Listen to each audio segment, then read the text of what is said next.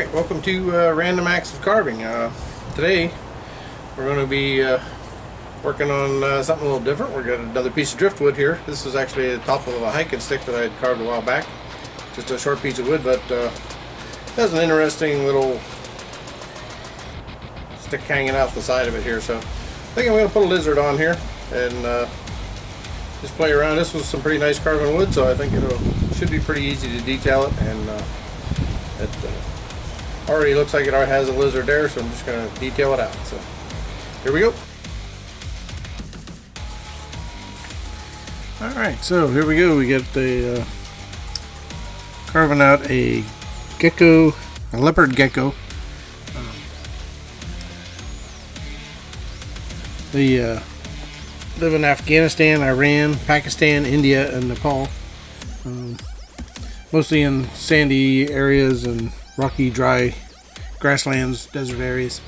But I was just looking on Google Images and thought it was kind of cool looking, so we decided to carve them out on this stick.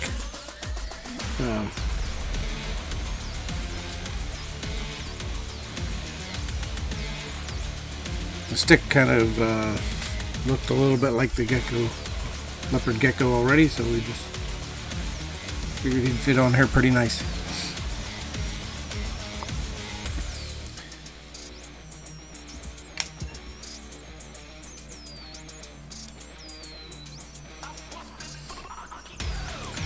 So like I said at the beginning of the video, this is off of the top of a hiking stick. I'd cut this piece off. You know, such a nice piece of wood to carve, I hung on to it. Figured I'd carve something else out of it. This looked like a fun little project, so here it is.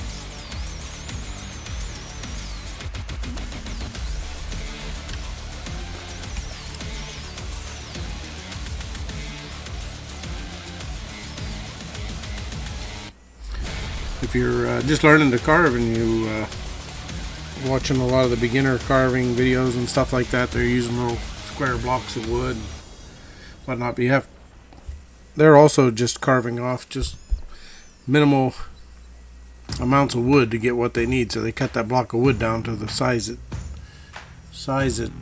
fits it best, and then they start carving from there. That's basically what I'm doing with all this driftwood. Is you just find a piece of driftwood, you try to sometimes a challenge, but you try to figure out what fits on it the best, and then carve it out of there without removing as much wood as possible. Just try to make it as easy on yourself as possible.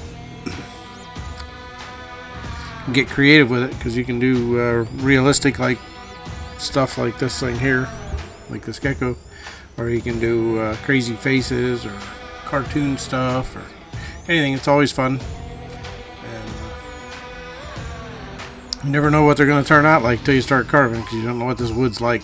Sometimes it's really super soft and it goes really quick, and then sometimes you run into a really hard piece, or a piece that's just full of sap and clogs up all your tools, and you throw that one down and grab something else. But yeah, it's a lot of fun. And if you have a scrap piece like this and you know it's a good piece of wood, hang on to it, because you can always carve something else out of it. It makes a neat little project.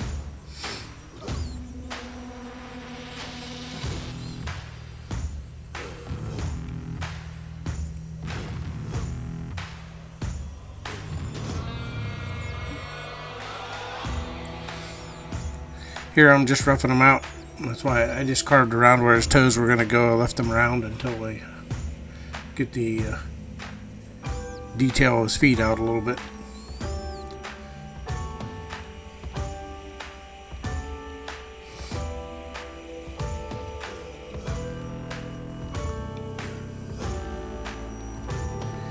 I was looking at some different pictures, and some of them showed what looked like a hole back there on the back of his head, but I found out later on that there is a hole back there, but I had it in a little bit the wrong spot, so I had to move it a little bit. One interesting fact I read about these is these type of lizards actually have eyelids. Most lizards don't, but there's certain ones that do, and this is one of them. And so they can blink and close their eyes. Well, most lizards can't do that. They just normal lizard would just lick his eyeball with his tongue to keep it wet. These guys can actually blink, but they said their tongue is long enough to reach your eyeball if they need to lick the dirt off of it or whatever. So there's your lizard fact for the day.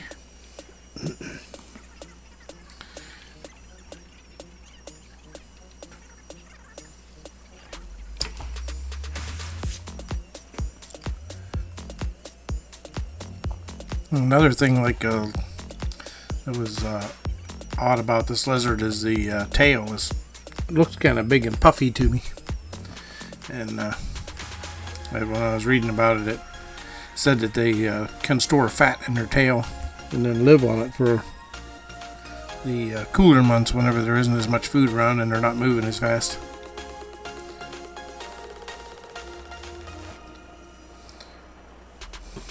You can see I put some little round circles on his side there. I was just playing around trying to figure out what I was going to do for his little bumps on him. He's instead of having scales, he has little bumps that stick out. So I needed to figure out an easy way to do a lot of little bumps and make them stick out. So I'll show you here in a few minutes how I did it.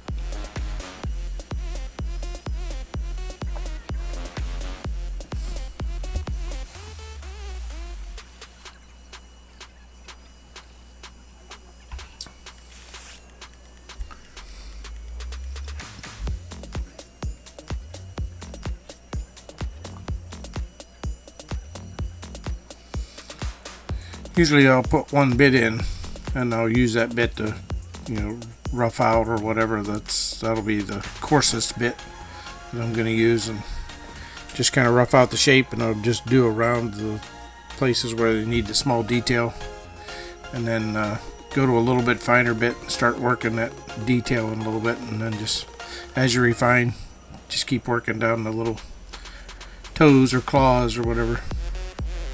I didn't get real carried away with putting the little claws on this because the wood is a little bit soft, and I was afraid they'd just get broke off if I got too thin, so I just kind of made them look like they were there a little bit.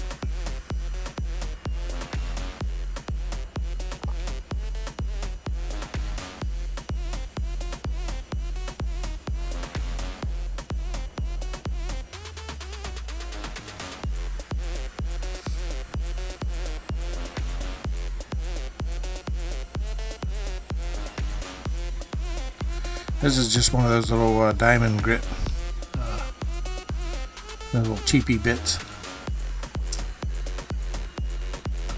Should buy some better ones, just a little bit coarser than this, because I've worked with a couple coarser ones and they are nice. The more expensive ones are better for sure, but these ones are cheap. So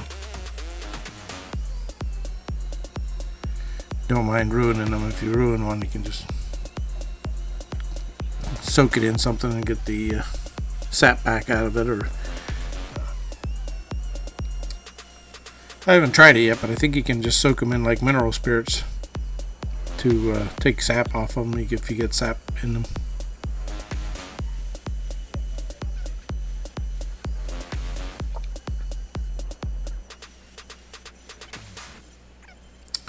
Here I'm just taking a drum sander before I start putting any scales on them.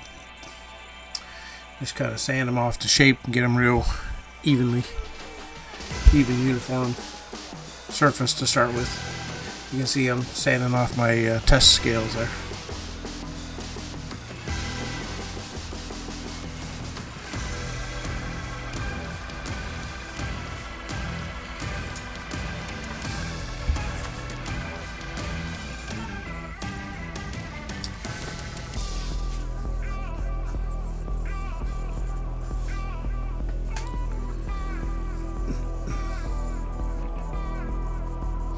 Here he's starting to look pretty good. You can see how that tail's real puffy looking.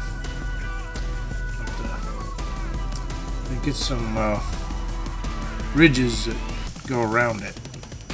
Little bands, like carve those in there.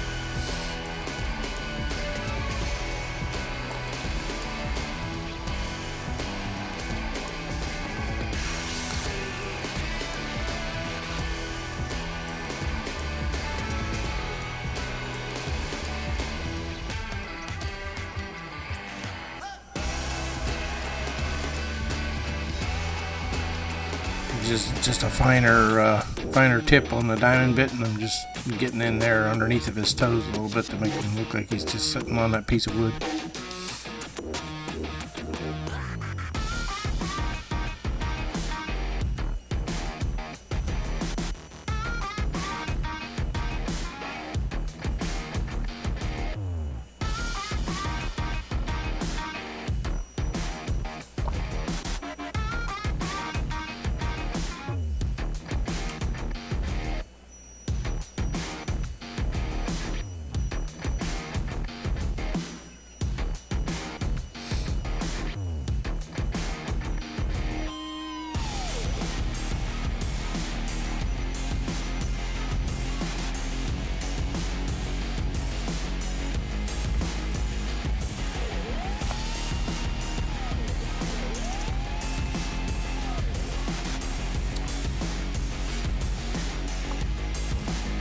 Here I'm starting to carve those bands into his tail.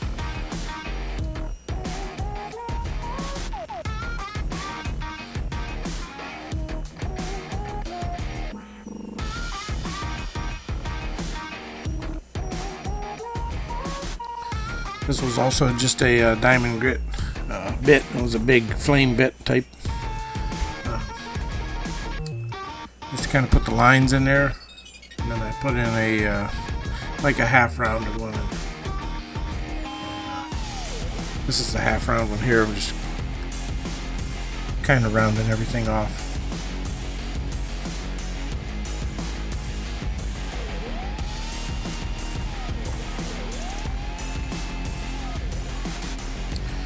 Okay, so what I'm using for my scales is actually it's a crimp-on wire connector. It was 1/8 inch diameter, and so it would fit in the Dremel in a little cullet. And I took a file and filed the outside of it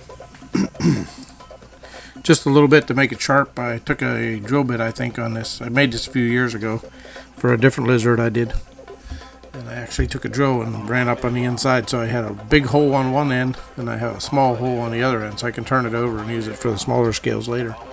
But yeah, you just take that and put it in your Dremel and just shove it into the wood. And then I took this is a very small ball end diamond grit bit, and just going in between and removing the wood in between the bumps, so it makes just the bumps stand proud on the surface.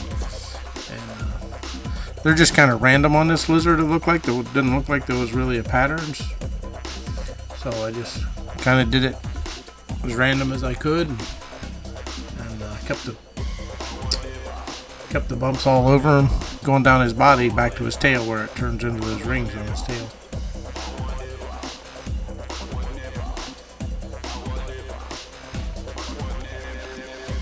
So this made a pretty fast way to make bumps sticking out.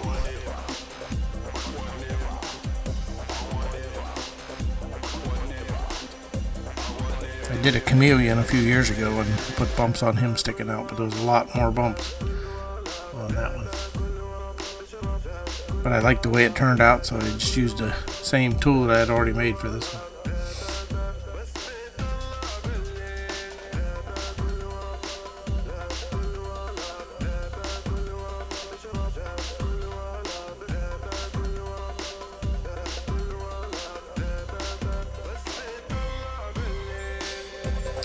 Any piece of small tubing that you can spin at high speed will work. You can just push it right down into the wood.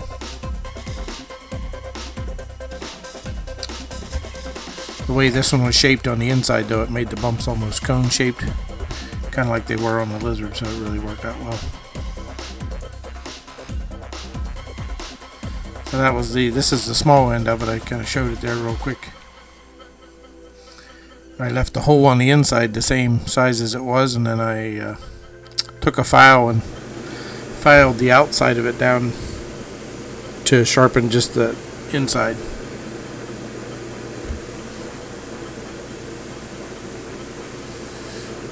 I could put the smaller scales down his legs and all around the bigger scales, bigger bumps.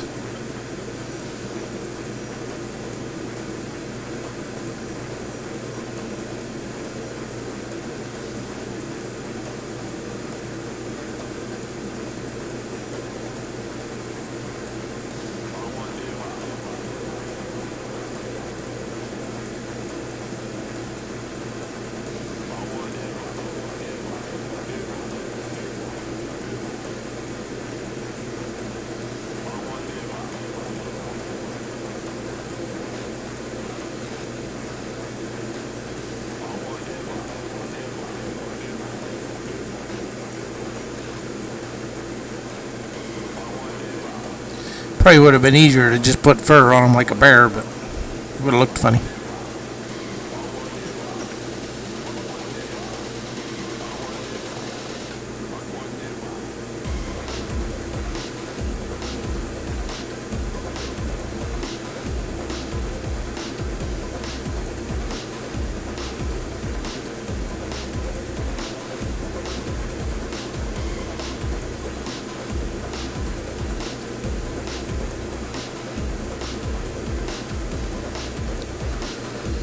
So after I was done doing that, I took this is a little plastic brush. I was spinning it at a low RPM, probably, I don't even know, probably 8 or 10,000 RPMs maybe.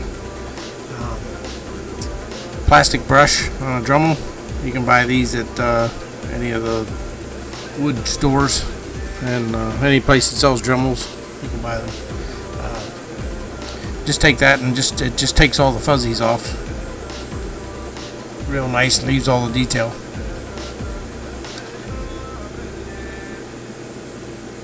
I decided to open his mouth up a little bit and put his tongue sticking out.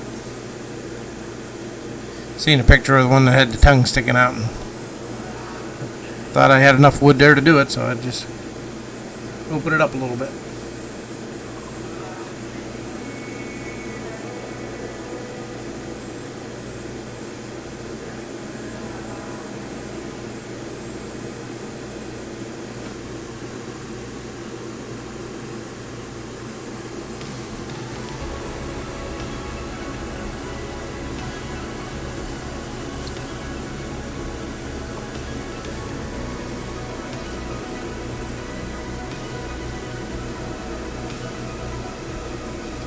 There's the eyelids on this guy.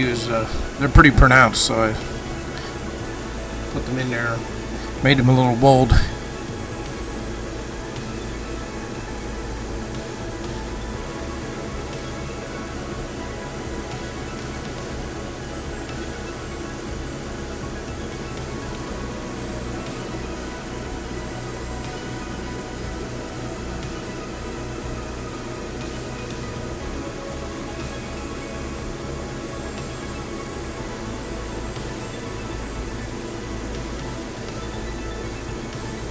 I'm showing you the end of the stick there. That's what the end of it looked like.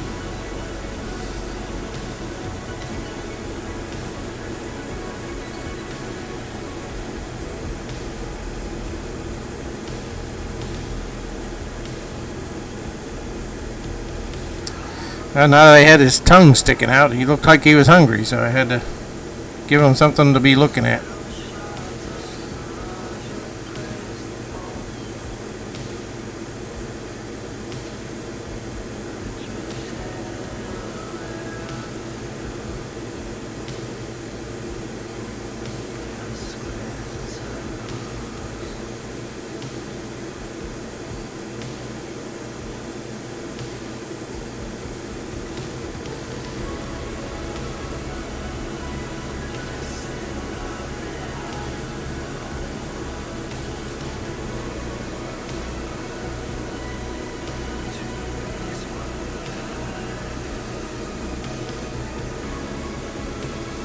It just so happens there was a big old juicy worm climbing out of this piece of wood, so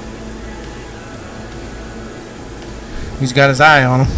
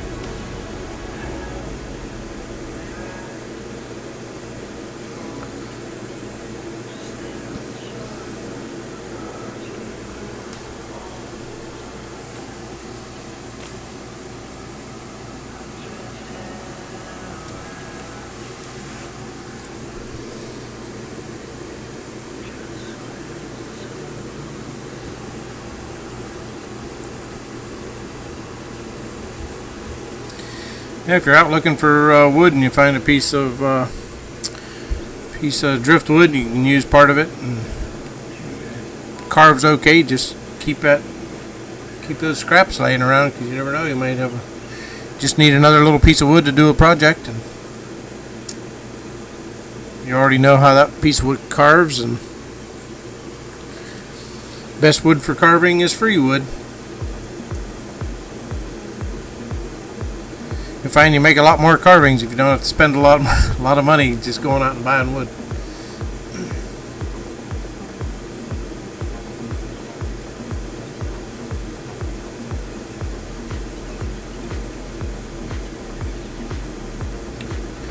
So I took my wood burner, and he has little spots all over him. That's how he gets his Leopard Gecko name.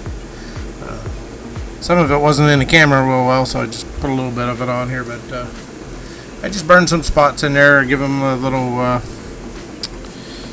burn on his eyes for his little slits in his eyes.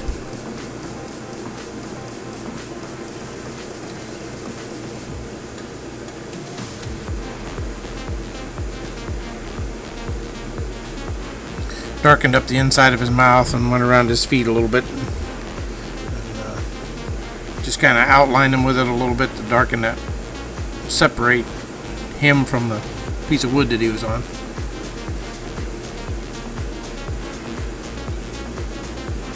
I also took a drum type bit and went around and kind of blended the stick in around him, so it didn't look like I had just carved down into the stick. It more looked like the lizard was sitting on top of it. Gave it a pretty neat look.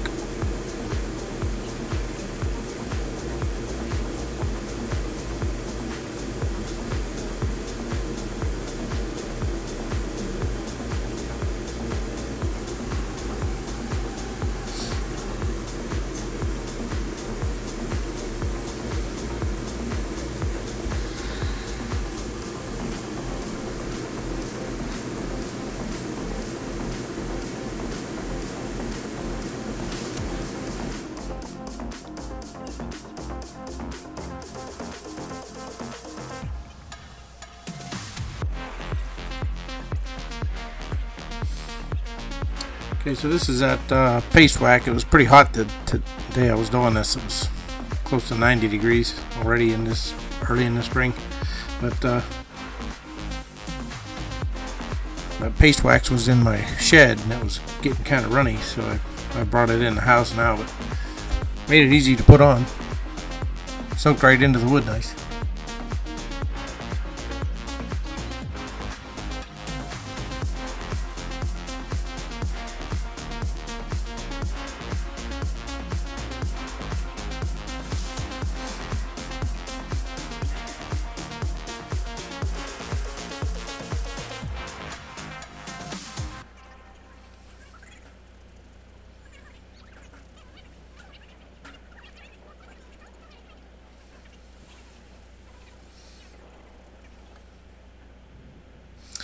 And here he is, all finished up. If you made it this far in the video and liked the video, give me a thumbs up, and thanks for watching. Have a great week, and I'll see you back here next week.